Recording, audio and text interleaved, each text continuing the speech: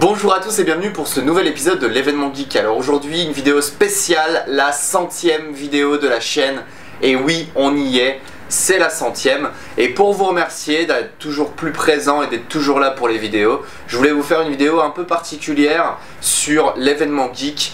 Donc la chaîne, son histoire, comment on fait les vidéos, pourquoi on fait les vidéos, un peu tout ce qui a influencé les vidéos, tout ce qui a permis la création de cette chaîne, les futurs projets. Enfin ça va être une grosse vidéo, vous inquiétez pas, hein, vous aurez des petites vidéos.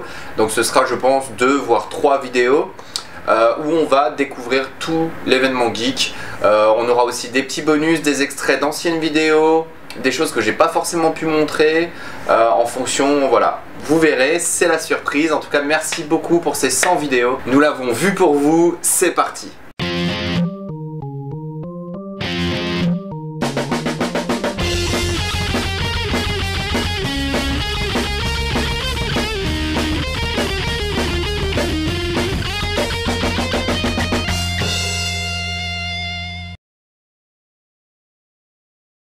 Bon, en fait, on va d'abord commencer par l'histoire de l'événement geek. J'ai ouvert la chaîne en 2013. Ça m'est venu d'un événement sur lequel j'étais volontaire, bénévole. C'était un événement de jeux de société. Et en fait, donc ça s'appelait Jeux et compagnie, hein, pour ceux qui voudraient savoir. Et en fait, une chaîne de télévision locale était venue faire un reportage d'une vingtaine de minutes. Et donc le festival Jeux et compagnie, c'est un festival de tout type de jeux de cartes, jeux de plateau, jeux de société, jeux du monde, jeux découvertes, jeux figurines, enfin tout, sauf du jeu vidéo. Pas parce que on n'aime pas ça, simplement parce qu'en fait on voulait proposer quelque chose de différent, étant donné qu'il y avait déjà des festivals de jeux vidéo dans la ville, et on voulait proposer quelque chose de nouveau. Et en fait toute l'interview de la chaîne de télévision ne parlait que d'une chose, les jeux vidéo. Alors il parlait de nous bien entendu, mais en fait tout ce qu'il disait c'est nous comparer aux jeux vidéo. C'est-à-dire que le festival Jeux et compagnie c'est mieux que les jeux vidéo parce que les gens sont pas derrière un écran, que au moins ça rapproche les gens de toutes les générations, pas comme les jeux vidéo, et ils ont fait que ça pendant 20 minutes. Et au final, moi quand j'ai regardé la vidéo, j'avais pas l'impression d'avoir découvert quelque chose sur le festival. J'avais l'impression d'avoir découvert tout ce que ne sont pas les jeux vidéo. Je sais pas si c'est clair, mais voilà, c'était vraiment mon impression. Et moi, ce que je voulais, c'était vraiment montrer un événement comme il est, ce qu'on peut y faire, ce qu'on peut y voir, ce qu'on peut découvrir. Je voulais pas comparer un événement par rapport à un autre, ou alors dire ce que n'est pas l'événement. Et c'est de là qu'est venue la création de la chaîne. Alors malheureusement non, en fait quand je suis arrivé en Roumanie, donc je suis rentré quelques fois en France et c'est là que j'ai fait les vidéos sur les événements en France. Et du coup le problème qu'il y a eu c'est que mon ordinateur m'a lâché et j'ai perdu plusieurs événements que j'avais fait en France. Donc il y en a un des 3 que j'ai réussi à mettre sur la chaîne, c'était CNew.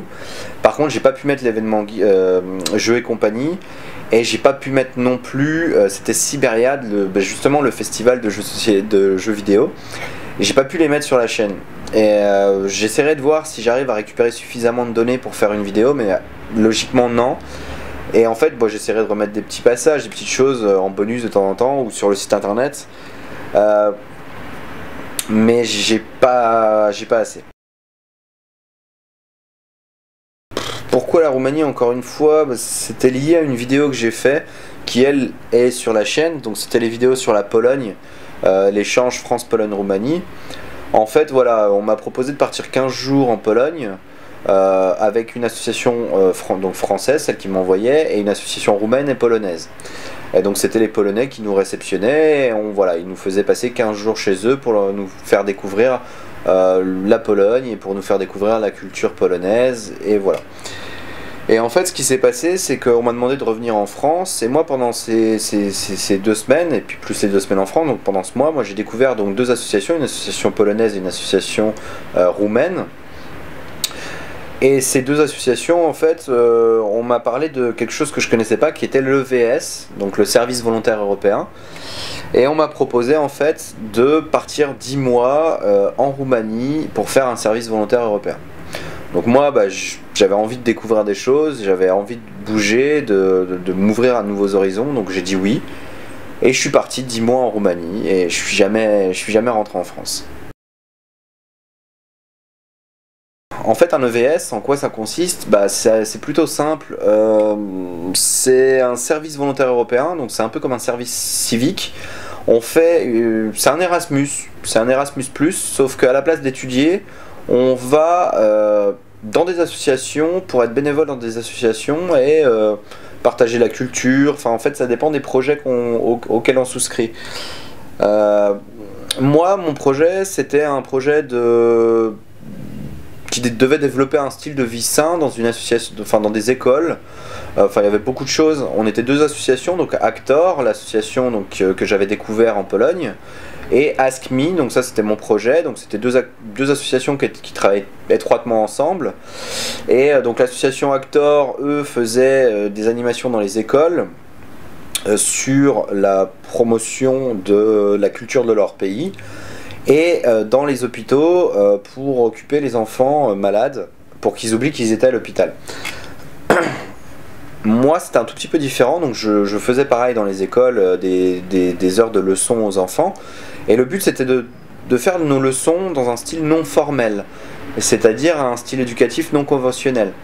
On devait faire de la musique, des jeux, de l'actoring, plein de choses, mais d'une façon non formelle, donc pas une éducation traditionnelle. Donc on faisait ça à des enfants qui pouvaient avoir de 4 ans jusqu'à 17 ans, je crois, les plus vieux avec qui j'ai fait des animations. Donc ça c'était dans les écoles. Donc moi, développer un style de vie sain, j'ai fait mes animations sur le recyclage. J'avais amené une photo de Paris et les enfants, avec les matériaux que je récupérais des autres bénévoles quand ils avaient fini leurs animations, les chutes de papier, ce genre de choses, je ramenais un gros sac de matériaux de récupération et je leur expliquais qu'avec le recyclage on pouvait faire des choses magnifiques. Donc je faisais une compétition avec toute la classe où en fait le but c'était qu'ils travaillent ensemble à s'échanger les différentes ressources. Je donnais certains types de ressources à certains groupes et d'autres à d'autres groupes.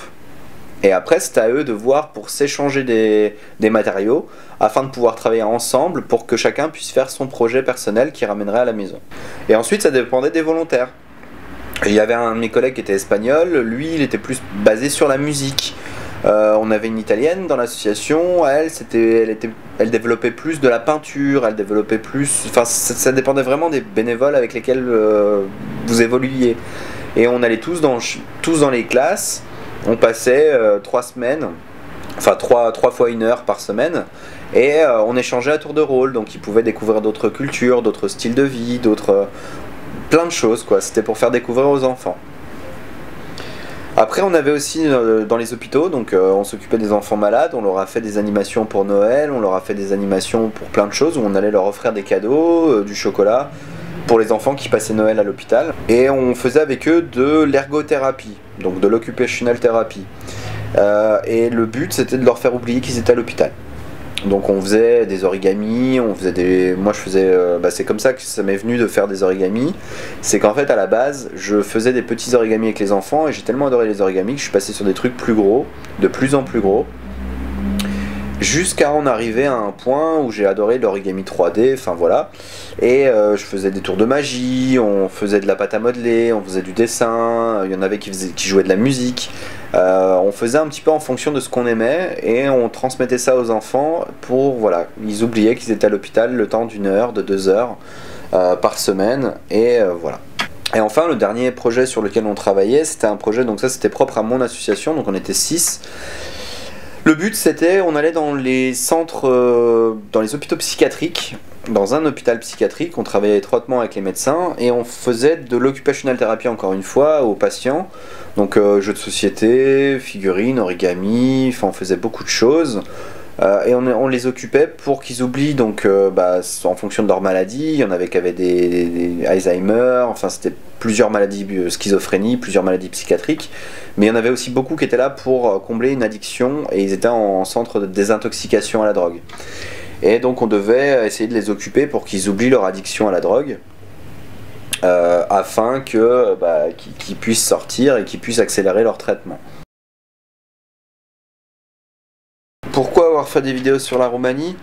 Bah pour la même raison que j'ai fait les vidéos à la base sur les événements, c'est vraiment dans le but de faire découvrir des choses aux gens.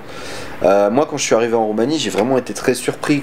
Ça n'avait rien à voir avec l'idée que je me faisais de la Roumanie et de ce que m'ont montré les médias. En France, on insiste sur le fait que les Roms sont des Roumains, alors que c'est vraiment deux ethnies différentes, si on peut dire ethnie. C'est vraiment deux populations différentes qui partagent le même pays.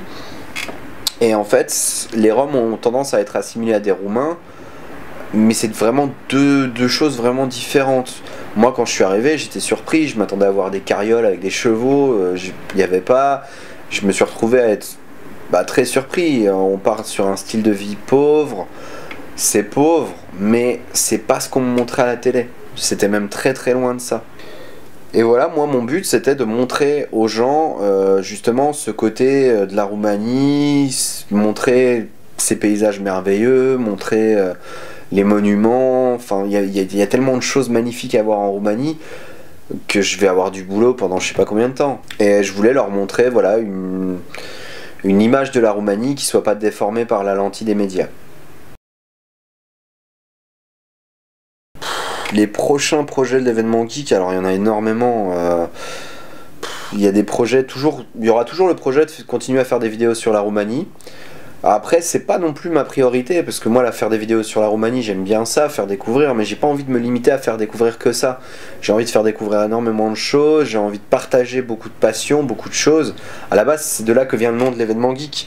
Geek, à la base, c'est une déformation d'un mot qui voulait dire passionné. Les geeks c'est des passionnés. Ça a été attribué aux jeux vidéo, mais à la base c'est passionné de tout. Et voilà, c'est vraiment ce que je veux faire avec la chaîne. L'événement geek, c'est l'événement des passionnés. C'est faire découvrir des passions à des gens pour que eux aussi peut-être découvrent cette passion et aient envie de rentrer dedans. Donc on va faire beaucoup plus de projets. On va faire des vidéos sur la Roumanie, des vidéos d'événementiel, beaucoup d'interviews qui vont venir aussi de personnalités, beaucoup d'interviews de personnalités roumaines qui développent des choses à l'étranger, dans le cinéma, dans la musique. Il y aura aussi, moi j'ai très à cœur de développer un long métrage et de développer une web série. Ça c'est des choses que j'ai envie de faire et bon, ça demande beaucoup de temps, ça demande beaucoup de moyens, c'est pour ça que c'est pas forcément réalisable. L'événement geek à la base, moi je suis seul à travailler dessus. J'ai parfois des aides ponctuelles qui viennent me donner un coup de main, Julien, Aurélien, enfin il y a pas mal de gens qui me donnent des coups de main de temps en temps. Mais c'est vrai que je reste seul pour faire la grosse majorité du travail. Là, j'ai sorti un site internet il y a quelques jours qui va grossir. Hein. Pour l'instant, c'est assez sommaire. Il y a quelques liens vers la Roumanie, quelques liens vers Bucarest. Le but à la longue, c'est qu'il y ait tout pour les Français qui veulent vivre en Roumanie, qui veulent découvrir la Roumanie. Il y aura comment trouver du travail, se loger, comment voyager en Roumanie. Il y aura énormément de choses, mais c'est vrai que c'est quelque chose qui va prendre du temps, quoi. Ça va se développer petit à petit, mais vous allez voir, il y aura beaucoup de choses qui vont arriver. Qu'est-ce que j'espère à long terme sur la chaîne? Que ça se développe et que je puisse faire découvrir toujours plus de choses aux gens, que je puisse leur proposer du contenu qui soit de meilleure qualité. Moi j'aimerais bien pouvoir faire ça à temps plein pour vraiment avoir le temps de faire les choses bien, pas être obligé de faire les choses très rapidement, parce que moi je travaille à temps plein à côté, donc je fais 40 heures par semaine, donc c'est vrai que ça me laisse pas beaucoup de temps pour vraiment travailler correctement les vidéos. Ça se ressent un petit peu sur la qualité qui est parfois faite rapidement, alors que moi j'aimerais vraiment pouvoir proposer quelque chose de beaucoup plus complet et bien mieux fait aux gens. Donc moi j'aimerais beaucoup, voilà, avoir plus d'abonnés, pouvoir en vivre et pouvoir partager toujours plus de choses, faire des projets de plus en plus grands et délirants. J'ai vraiment envie de faire des choses folles. Si je devais avoir un mot à dire aux abonnés, déjà merci beaucoup de toujours soutenir la chaîne, merci d'être toujours plus nombreux, continuez à partager, continuez à y croire, on va arriver sur quelque chose de bien plus fou et lâchez rien, voilà. C'est tout ce que j'ai envie de dire, partagez le plus possible autour de vous pour faire découvrir la Roumanie, pour faire découvrir vos passions N'hésitez pas à commenter de plus en plus de vidéos, me dire ce que vous aimez, ce que vous aimez pas, ce que vous voudriez voir, les choses que vous ne connaissez pas, les choses que vous n'avez jamais vu, les choses que vous voulez savoir sur la Roumanie. Je sais qu'il y a beaucoup d'étudiants qui envoient des messages en disant bah ça m'a été super utile, tiens je connais pas du tout ça. Si c'est des choses que je peux pas forcément répondre en vidéo, je vais envoyer vers d'autres groupes, les tables francophones, UFE, rencontres francophones, plein d'autres groupes qui sont les Français à Bucarest, etc. Plein de groupes qui sont ici et qui ont une grosse communauté qui pourra vous aider. Voilà, il y a plein de groupes à Bucarest qui pourront répondre à vos questions, et moi c'est quelque chose, voilà, si je peux pas faire une vidéo là-dessus, je vais essayer de vous réorienter vers des groupes qui pourront au moins répondre à vos questions. Merci. Merci à tous d'avoir suivi cet épisode, j'espère qu'il vous a plu. Donc voilà, c'était la 100e, c'était une vidéo qui me tenait à cœur, donc elle est en plusieurs parties, donc la suite va venir prochainement. D'ici là, portez-vous bien, pensez à vous abonner, partager un maximum de monde pour qu'on puisse faire des projets de plus en plus gros. Et on se retrouve très bientôt pour un nouvel épisode de l'événement geek. Ciao!